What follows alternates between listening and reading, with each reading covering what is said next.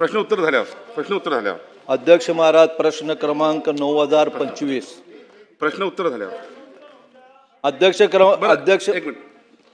अध्यक्ष महाराज, पूर्व विदर्भात विशेष करून नागपूर, वर्धा, भंडारा, गोंदिया, चंद्रपूर, गडचिरोली या सगळ्या भागामध्ये पुराची परिस्थिती भयावह आहे. अनेक गावांचे संपर्क तुटले. त्या ठिकाणी काही जीवितहानी पण झालेली आहे अशा पद्धतीची माहिती आमच्याकडे येत आहे. अध्यक्ष महाराज, पिकंही सगळे नाहीशी झालेली आहेत. भयावह परिस्थिती आहे. आणि मला अध्यक्ष महाराज, माननीय मुख्यमंत्री सभागृहात आहे, अशा भयावह परिस्थितीमध्ये नेमकं प्रशासनाच्या माध्यमातून त्या ठिकाणी काय कारवाई चाललेली आहे, काय कामकाज चाललेलं आहे, मदत कार्य कसं चाललेलं आहे, याची माहिती आदरणीय मुख्यमंत्री महोदयांनी द्यावी, एवढीच विनंती आपल्या माध्यमातून करतो. माननीय अध्यक्ष महोदय, सन्मान्य नानाभाऊंनी जो विषय म्हणला ती वस्तुस्थिती आहे. मोठ्या प्रमाणात पुराची परिस्थिती निर्माण झाली आहे. तथापि ज्या ठिकाणी एस टीच्या बसेस अडकलेल्या होत्या तिथल्या पॅसेंजर्सला काढून तिथल्या नजीकच्या शाळेमध्ये त्यांना रात्री ठेवलं, त्यांची सगळी व्यवस्था केली. आता त्यांना पाठवण्याची व्यवस्था केलेली आहे. गडचिरोलीपासून नागपूरकडे वाया आरमोरी जो रस्ता आहे तो रस्ता बंद आहे. जो रेग्युलर रस्ता आहे तो अजून सुरू आहे. त्यामुळे आता त्या रेग्युलर रस्त्याचाच वापर चाललेला आहे.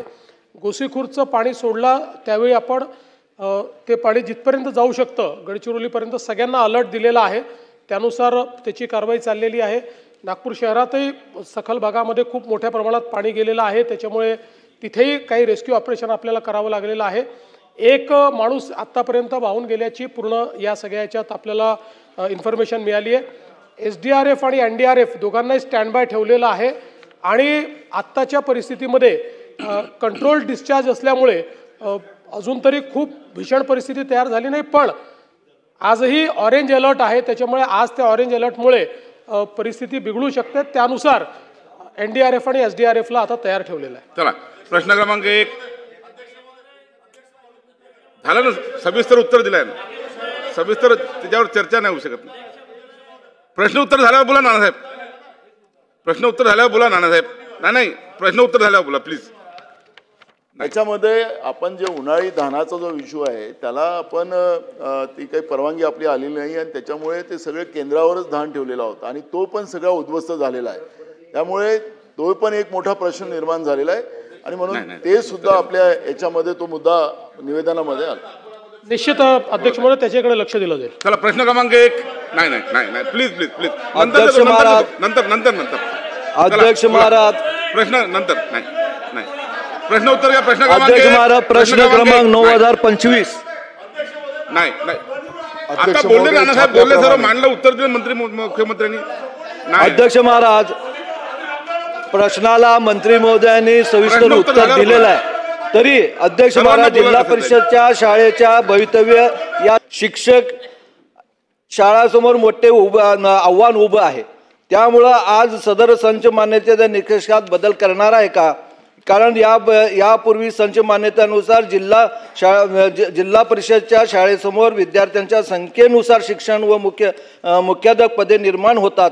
त्यामुळे 24-25 संच मान्यतेच्या निकषाप्रमाणे या शिक्षण विभागाने जाहीर केल्यामुळं मराठी शाळांचं भवितव्य धोक्यात आलेलं आहे. त्यामुळे ह्याच्यामध्ये शासन विचार करणार आहे का? आणि दुसरा प्रश्न असा आहे की साहेब, अध्यक्ष महाराज थोडं स्कोपच्या बाहेर आहे, तरी आपल्या या महाराष्ट्रातल्या सगळ्या कानाकोपऱ्यातील शिक्षक लोक आझाद मैदानावर गेले 4 दिवसापासून उपोषणाला बसलेले आहेत. त्या संदर्भात त्यांचा टप्पा अनुदानाच्या संदर्भात आपण लवकरात लवकर निर्णय घेणार का?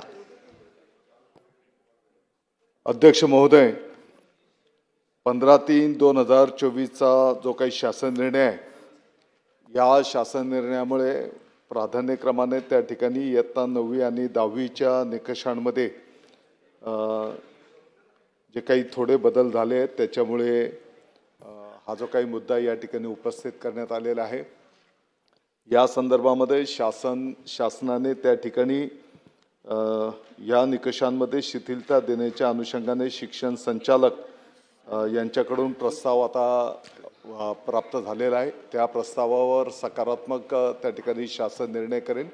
परंतु अध्यक्ष महोदय, या पाठीमागची भूमिका अशी आहे की जी काही आपली पटसंख्या कमी होते आहे ती पटसंख्या टिकली पाहिजे या भावनेतून यापूर्वीचा शासन निर्णय त्या ठिकाणी करण्यात आलेला होता आणि म्हणून कोणीही शिक्षक म्हणजे शिक्षकाविना शाळा पण राहणार नाहीत, कुठलीही शाळा बंद होणार नाही आणि शिक्षकांचं जर एक्सेस झाले तर त्यांचं समायोजन त्या ठिकाणी केलं जाणार आहे। दुसरा जो काही मुद्दा आपण या ठिकाणी उपस्थित केलेला आहे टप्पा अनुदानाच्या संदर्भामध्ये जे काही शिक्षक बंधू भगिनींचं आंदोलन चालू आहे, मला वाटतं की माननीय मुख्यमंत्री महोदय या ठिकाणी त्यांच्याशी संवाद साधणार आहेत आणि त्या संदर्भातला चर्चा करून निर्णय केला जाईल।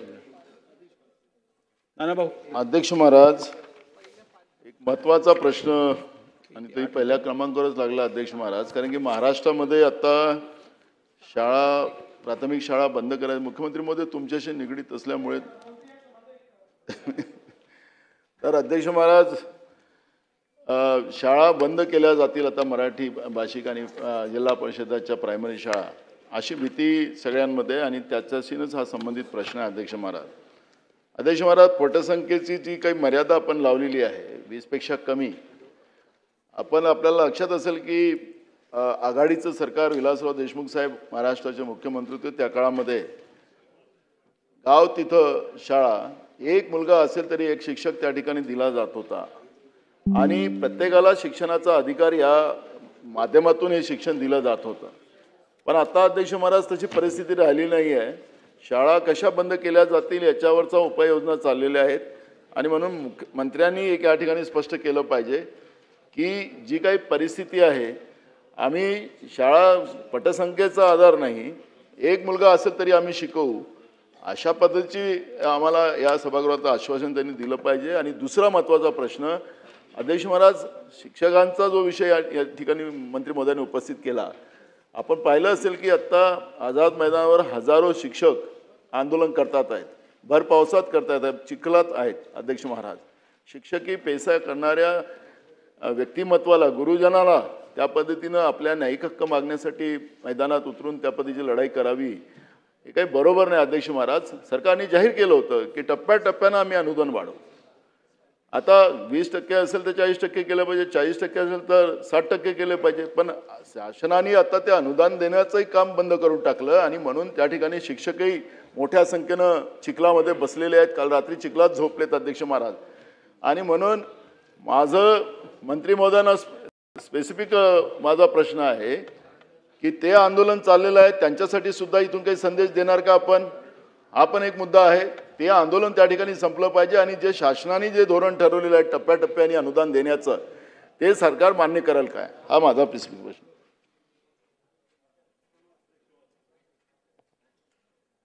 अध्यक्ष महोदय, या राज्यातला कोणीही विद्यार्थी शिक्षणापासून वंचित राहणार नाही, कोणतीही शाळा शिक्षकाविना राहणार नाही आणि कोणतीही शाळा बंद होणार नाही याचं शासन त्या ठिकाणी निर्णय करेल आणि अशी कुठेही परिस्थिती नाही। परंतु पटसंख्या 20च्या आत जर असेल आणि यापूर्वीचं जे एक्झिस्टिंग धोरण होतं त्याप्रमाणेच आता आपण कार्यरत आहोत, किमान एक शिक्षक त्या शाळेमध्ये तिथे उपलब्धच आहे आणि त्याच्या पुढची संख्या जर असली तर स्थानिक पातळीवर सेवानिवृत्त शिक्षक असतील तर ते पण आपण त्या ठिकाणी घेऊ शकतो।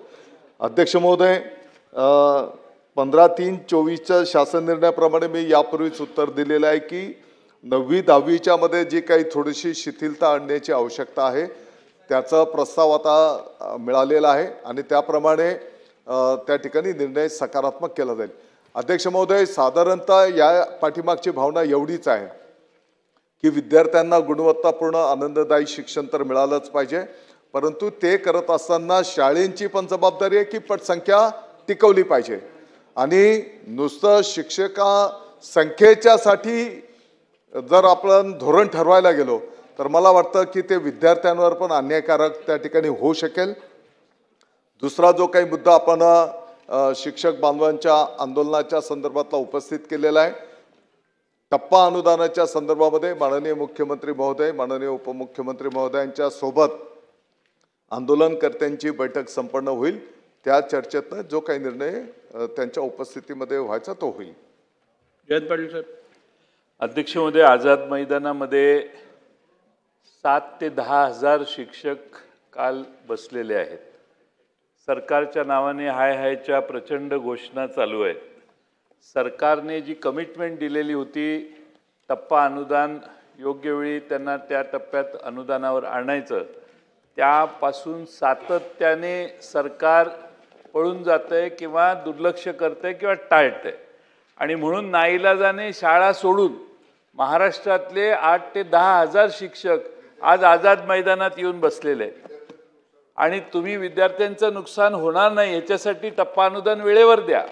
तुम्ही विद्यार्थ्यांच्या नावाने शिक्षकांना, शिक्षक बिचारे पूर्ण ताकदीनं एकत्रित येऊन संघटित जेव्हा होतात, त्याचा अर्थ किती तुमच्याबद्दल असंतोष सरकारच्याबद्दल शिक्षकांच्यात निर्माण झाला हे लक्षात घ्या. आणि म्हणून लवकरात लवकर आता मंत्री महोदयांनी 2दा सांगितलं की मुख्यमंत्री महोदय आणि त्यांचा संवाद होणार आहे. मग याच्यापूर्वी टप्पा अनुदानाबद्दल संवाद तुम्ही केला नाही का? त्यांच्या शिष्टमंडळाला यापूर्वी तुम्ही भेटला नाही का? लोकांनी मोर्चात येऊन आझाद मैदानात बसल्यानंतरच तुम्ही त्यांच्याशी चर्चा करणार असाल तर महाराष्ट्रातल्या सारख्या शासकीय आणि निमशासकीय संघटना आझाद मैदानात अध्यक्ष महोदय येतील. म्हणून माझी मागणी आहे की आजच्या आज त्यांना बोलवा आणि टप्पा अनुदान किती तारखेला देणार हे संध्याकाळपर्यंत सभागृहाला शासनाने जाहीर करावं. पर्यायाने महाराष्ट्रातल्या त्या सगळ्या शिक्षकांना आमची काळजी आम्ही त्या शिक्षकांची घेतोय. शेवटी अध्यक्ष महोदय, या महाराष्ट्रातल्या शिक्षकांना अशी पाळी येणार नाही असे तुम्ही आदेश द्या. अध्यक्ष महोदय, ते टाळाटाळ करतायत. तुमचा आदेश असला ना, काल आता सुप्रीम कोर्टाचे चीफ जस्टिसांनी तुम्हाला एम्पॉवर केलेलं आहे, त्यामुळे तुम्ही यांना जरा सांगा की वर काय होऊ शकतं यांचं ते. त्यामुळे अध्यक्ष महोदय, सरकारने कोर्टात त्या बिचाऱ्या शिक्षकांना जावं लागणार नाही याची काळजी घ्यावी. बोला अध्यक्ष महोदय,